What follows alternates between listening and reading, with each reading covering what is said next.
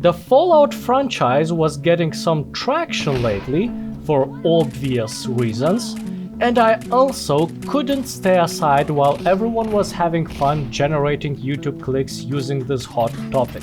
Since I already played most Fallout games, I needed a way to re-experience the game differently. And what can be more different than adding additional level of immersion that virtual reality headset can offer? In this video, without spoilers,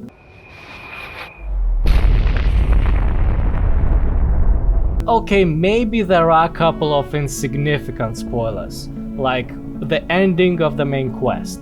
But in this video I will mainly be focusing on how this game differs from flat version of the game, what is better or worse in VR, and is it worth playing this game at all, knowing that there already are plenty of games to choose from. Liberty Prime, back online. The VR version of the game is not as good as it could be. It feels like it was not transformed into a VR game, but a flat-screen game that was made playable in VR. Fallout 4 VR wasn't good enough in 2017 when it was released, so now 7 years later, it is so out of date that even mods cannot fix everything. Most notably, even with mods, I was still unable to properly use weapons with two hands. It either messed up my aim, or the hands would go all around the weapon, often covering the sides and making me unable to aim at all.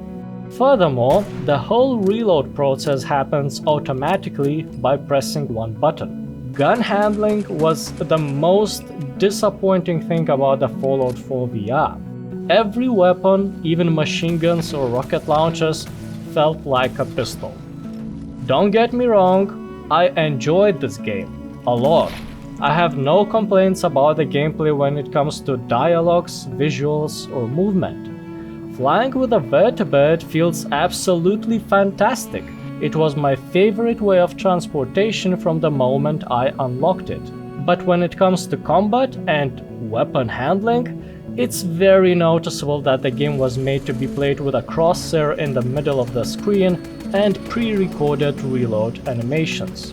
So using mods is very recommended to make the gameplay feel better, but the game will still be behind compared to the games that were built for VR specifically.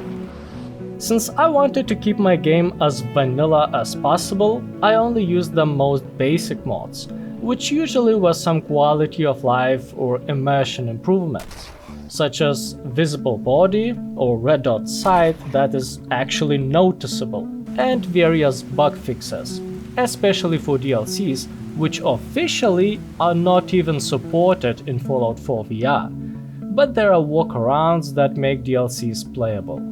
Nuka World! At the same time, I wanted my playthrough to be as immersive as possible, and survival difficulty was contributing a lot for that. Primarily for two reasons. Because I wanted my ammunition to have weight, so I couldn't carry millions of bullets and would need to plan my venture into the wasteland depending on how long I'm going to be here and how much resources I'll need to carry, and to disable the fast travel. It is much more immersive when you have to walk across the map instead of just teleporting. This way, eventually I've started recognizing the landscape and learned to navigate without even looking at minimap. And building settlements becomes useful, as they offer a place where I was able to unload scrap, sleep, or make some food. Having to travel everywhere on foot made the whole game feel consistent. All locations were connected. Disabled fast travel was probably one of the most immersion increasing things. The second was the teleportation mod, which says immersive, and I can confirm that teleporters look and feel just like the ones I'm using in real life. I've spent around 200 hours in Fallout 4 VR, finished most of the content including DLCs, Nuka World. and despite this experience was great, not everything goes smoothly. There are plenty of incompatibilities and inconveniences that even mods can't fix. For example, the inventory menu doesn't show the items. That doesn't feel right. The game occasionally crashes, just like you would expect from any Bethesda title. There are many of these small things that add up and worsens overall gameplay experience. I was able to adapt or get used to most of them, but in the back of my mind there was always an idea that I'm not enjoying the game as much as I should if everything worked as intended. So you might ask, is there a reason to play Fallout 4 VR instead of a game that was designed to play with a headset?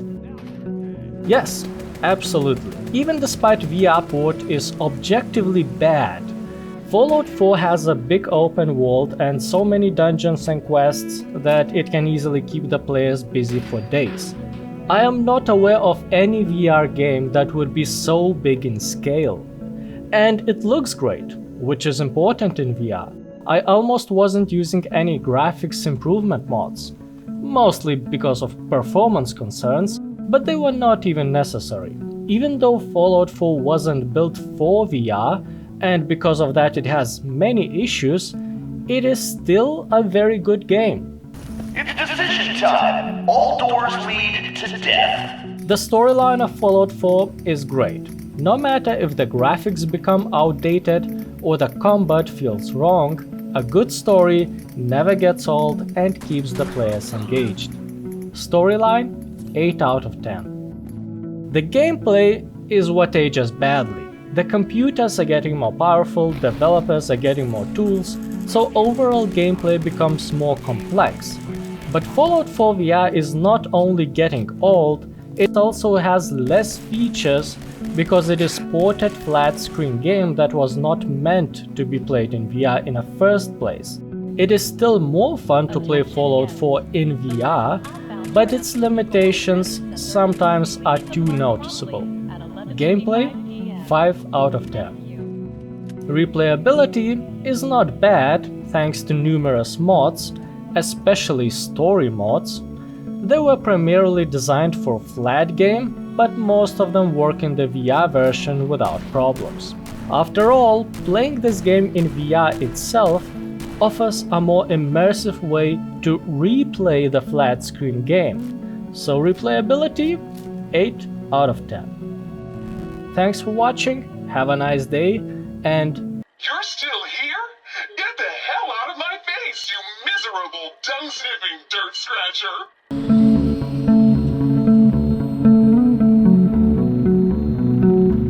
Nuka World.